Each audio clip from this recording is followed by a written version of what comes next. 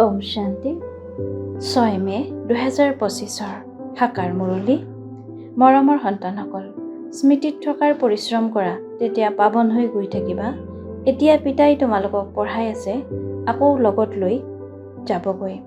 প্ৰশ্ন: কোনটো সংবাদ তোমালোকে সকলোকে দিব লাগে?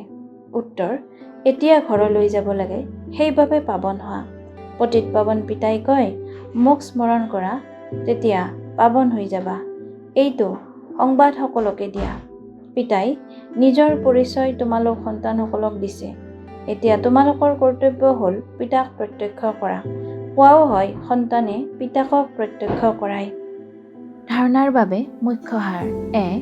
তোমালোক কেতিয়াও কোনো কথাত বিভ্ৰান্ত হ'ব নালাগে। পৰস্পৰ বিতুষ্ট হৈ পঢ়া এৰিব নালাগে।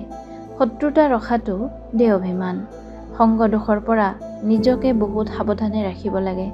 পবিত্ৰ হ'ব লাগে।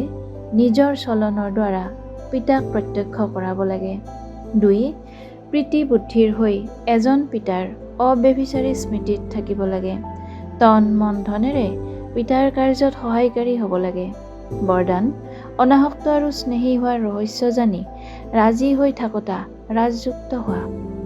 যিসকল সন্তান প্ৰবৃত্তিত থাকি অনাসক্ত আৰু স্নেহী হোৱাৰ ৰহস্য জানে, তেওঁলোক সদায় নিজৰ প্ৰতি ৰাজি হৈ থাকে, প্ৰবৃত্তিকো ৰাজি কৰি ৰাখে।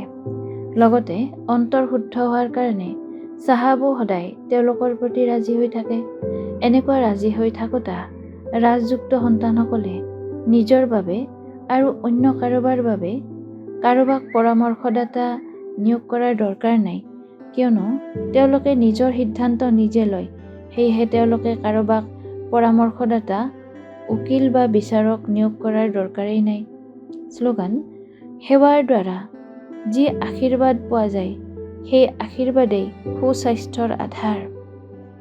আত্মিক অভিজাত্য আৰু পবিত্ৰতাৰ ব্যক্তিত্ব ধাৰণ কৰিবলৈ আজিৰ অব্যক্ত সংকেত: যেনেকৈ স্থূল শৰীৰত বিশেষকৈ শ্বাস প্ৰক্ৰিয়া চলি থকাটো আৱশ্যক, শ্বাস বন্ধ মানে জীৱন শেষ, তেনেকৈ ব্ৰাহ্মণ জীৱনৰ শ্বাস হৈছে পবিত্ৰতা। 21 জন্মৰ প্ৰাৰব্ধৰ আধাৰ হৈছে পবিত্ৰতা। আত্মা আৰু পৰমাত্মাৰ মিলনৰ আধাৰ হৈছে পবিত্ৰ বুদ্ধি। সংগমযোগী প্ৰাপ্তিসমূহৰ আধাৰ আৰু ভৱিষ্যতে পূজ্যপদ পোৱাৰ আধাৰ হৈছে পবিত্ৰতা। সেয়েহে পবিত্ৰতাৰ ব্যক্তিত্বক বৰদানৰ ৰূপত ধাৰণ কৰা।